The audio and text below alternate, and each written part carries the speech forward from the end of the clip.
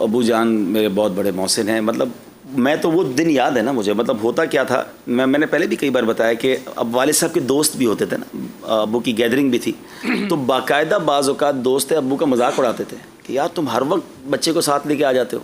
یعنی وہ مجھے بچپن سے ہی ساتھ رکھا انہوں نے, ہر جگہ, اجتماع میں, محفل میں, نعت خوانی میں, مزارات پر, ایون اپنے دوستوں میں جاتے تھے تب بھی وہ مجھے ساتھ ہی لے کے جاتے تھے. تو وہ جو انہوں نے چپکا کے رکھا نا اپنے ساتھ, تو وہ الحمدللہ اس بچپن سے ہی وہ ماحول ملا.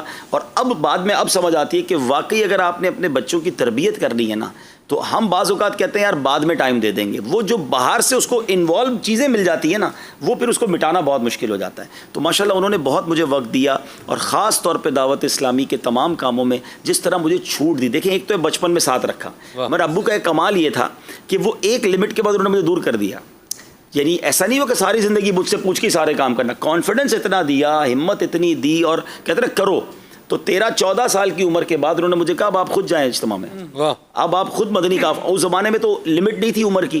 تو میں نے اس زمانے سے امیر اہل سنت کے ساتھ سفر کرنا شروع کر دیے, قافلوں میں جانا, اس زمانے میں دورے کہلاتے تھے, دورے میں جانا شروع کر دیا. رات کو ہم رہتے تھے کلفٹن میں, تو اس زمانے میں کبھی لالو کھیت میں اجتماع, لیاقت آباد کو لالو کھیت کہتے تھے, اور نیو کراچی, اور امیر اہل سنت کے اس زمانے میں روڈ اجتماعات ہوتے تھے ہر ہفتے جمعے والے دن.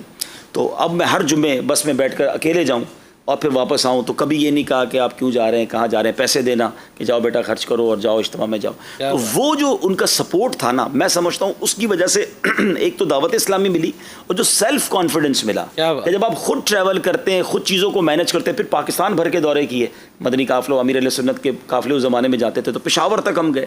یعنی 15-16 سال کی عمر میں نے تقریباً پاکستان 17 سال کی عمر تک دیکھ لیا تھا, اور اکیلے دیکھا تھا. اور اس کے بعد جب مدینہ شریف جانے کا سلسلہ شروع ہوا, تو یہ بھی شاید لوگوں کے لیے عجیب بات ہوگی کہ میں نے پہلی بار مدینہ شریف ہونس سنبھالنے کے بعد والدین کے بغیر دیکھا.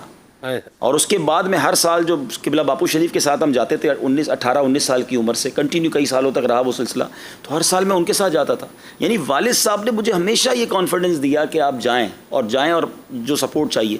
تو آج جو بھی ہیں یقیناً ان کی وجہ سے اللہ ان کی قبر کو جنت کا باغ بنائے. اور یہ کرنا چاہیے, اپنے بچوں کو نیکی کے کام کے لیے سپورٹ کرنا چاہیے, پیچھے ان کو ہمت دلانی چاہیے, تاکہ وہ کوئی بڑا کام بھی کریں اور آپ کے لیے بھی ذریعہ نجات بن جائے.